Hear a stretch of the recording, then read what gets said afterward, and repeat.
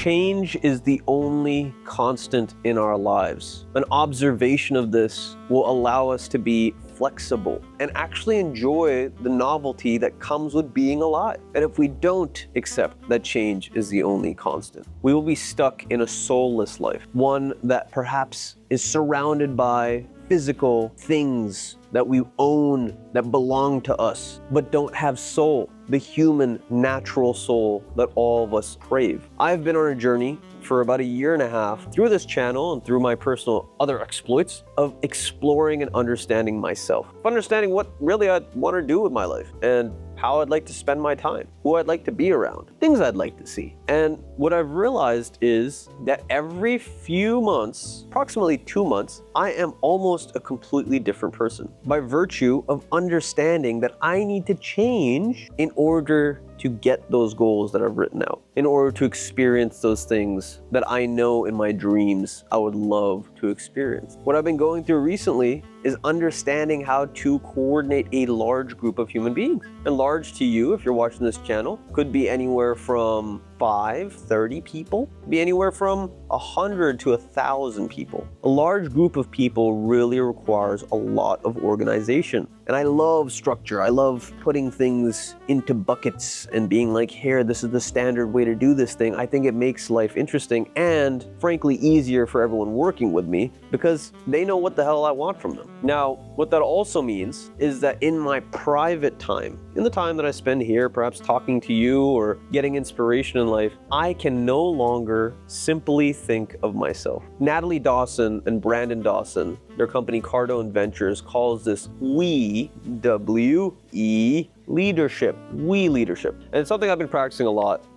Almost everything I do on the daily these days is for a larger purpose, for something that's greater than myself. If it's Magic the Gathering that I play on Sundays for fun, I've created a community for that on Discord, so other people can enjoy games. If it's work related, I create playbooks and standard operating procedures so that people can be onboarded more efficiently. If it's personal family matters, I've created a calendar where I get to hang out with the people that I love the most, completely devoid of responsibility. If it comes down to my mental or spiritual health, I've created a book club that I've been part of for almost 2.5, 3 years, that we read books and we exchange ideas so my intellectual side is stimulated. What it really comes down to is change is the only constant, but we need to have something to start from, something to understand, something to wrap our head around. So my suggestion to you, if you don't use Google Calendar, if you don't use some sort of calendar for your life, start using one. You got to figure out where baseline is now in order to understand perhaps where you'd like to go from here. The greatest leaders in the world, almost every single one that I've ever heard talk on YouTube or in person, they are saying consistently the same thing. If you don't write it down, it won't happen. Okay,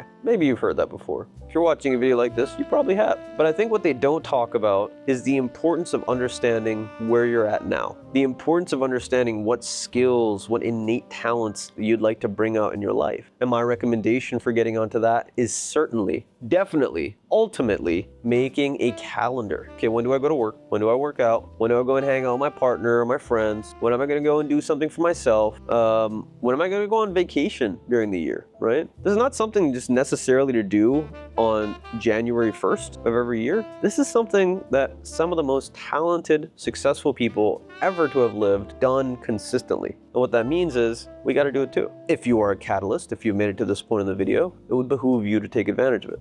Now, for those of you that already have a calendar, that already know, that already have all these things to do, and you know, it's filled with stuff. There's a beautiful book that I couldn't recommend anymore. It's called Buy Back Your Time. Time is the most valuable currency we have. And figuring out how our money correlates to it is a very good way of figuring the little nuances, of figuring what it is that we really love to do, and that also obviously gives us that essential stream of livelihood. Chances are, if you look at your calendar right now, there are a series of things in it that you don't really want to do. What if I told you there's a way in life to get it so that you're almost always doing what you want to do? What if I told you that that's about 2 weeks away? It's called a 15-minute time audit. And he talks about it in Buy Back Your Time, so I'm not going to rip his information or his intellectual property. Go and check it out yourself. There's an audiobook available on Audible. Well worth it for those of you that are very, very busy and want to figure out how to become less busy so that you can go do more of the things that you want to do. Excellent. For those of you that aren't so busy,